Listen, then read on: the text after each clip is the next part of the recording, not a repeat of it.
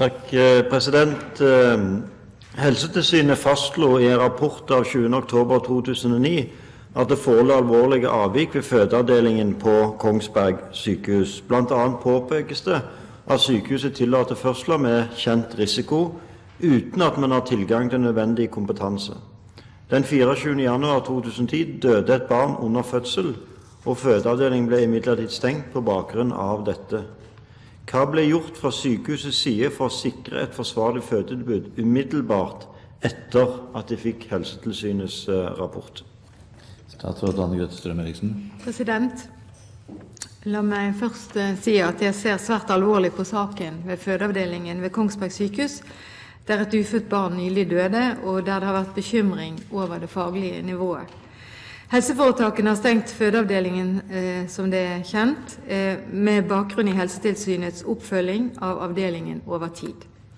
Helsetilsynet i Buskerud har, etter rutinene for samarbeid mellom politi og tilsynsmyndighet, anbefalt politietterforskning. Når det oppstår alvorlige situasjoner som kanskje kunne vært unngått, må vi vurdere hendelsene og eventuelt endre rutiner for å hindre at dette skjer igjen. Det påligger Vestre Viken helseforetak som selvstendig rettssubjekt et ansvar for å sikre forsvarlig drift. Styret for helseforetaket har et selvstendig ansvar for å sikre at virksomheten også er innrettet i tråd med lover og regler. Det er altså ikke slik at helseforetakene skal vente på at Helsetilsynet påpeker uforsvarlige forhold. Det regionale helseforetaket i denne sammenheng, Helse Sør-Øst, har ansvar for å korrigere uforsvarlige forhold. Det regionale helseforetaket må selv ta initiativ til korrigerende tiltak dersom det ikke tilbys eller ytes tilstrekkelige og forsvarlige helsetjenester i regionen. Jeg har bedt Helse Sør-Øst orientere meg om hvilke tiltak som er iverksatt ved fødeavdelingen på Kongsberg etter at rapporten fra Helsetilsynet i Buskerud forelå i oktober i fjor.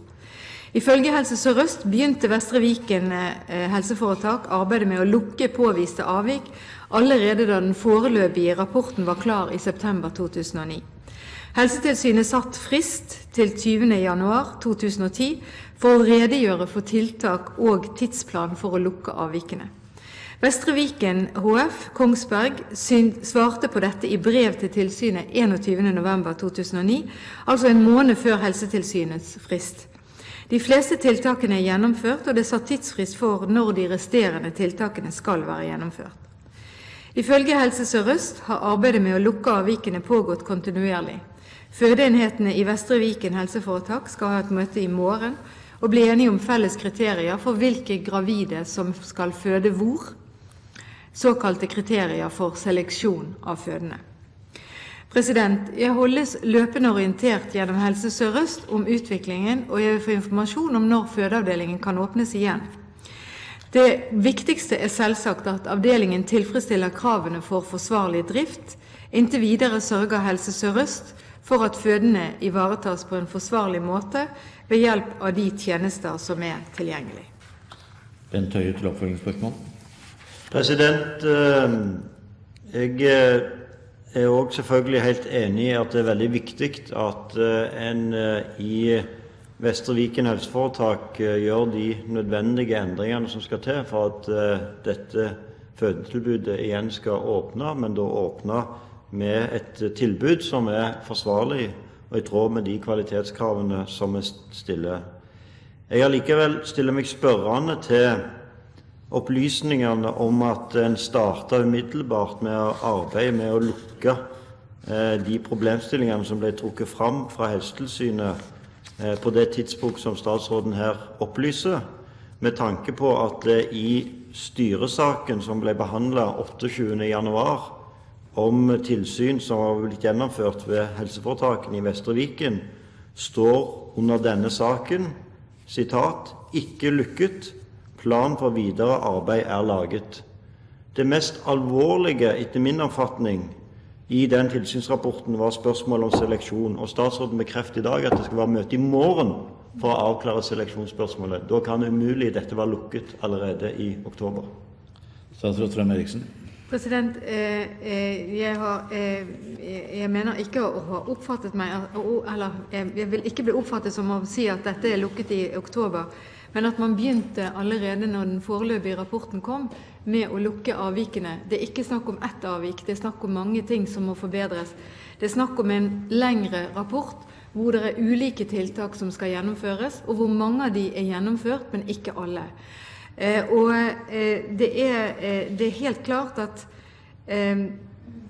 det som dreier seg om seleksjon det kan være ulike former for seleksjon, det kan være noen typer fødsler. Nå skal man gå gjennom og se hvilke typer fødsler som kan være på Kongsberg videre.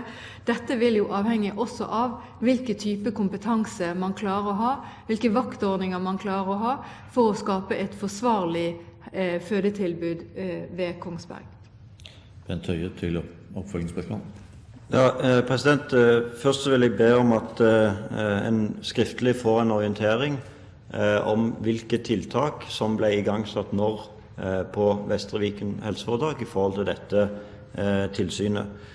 Punkt 2, så har vi også fått, og det kommer stadig tilsynsrapporter med tilsvarende eller lignende innhold.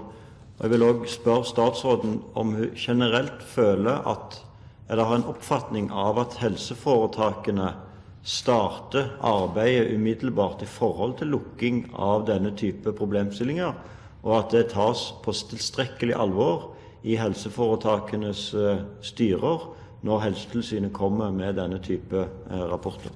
Statsråd Strøm-Eriksen. Det er jo helt klart at det er en forutsetning at man følger det regelverk og de retningslinjer som foreligger i helseforetakene for forsvarlig drift. Likevel så ser vi at det har kommet avvik som har vært så betydelige at man har måttet lukke en fødeavdeling.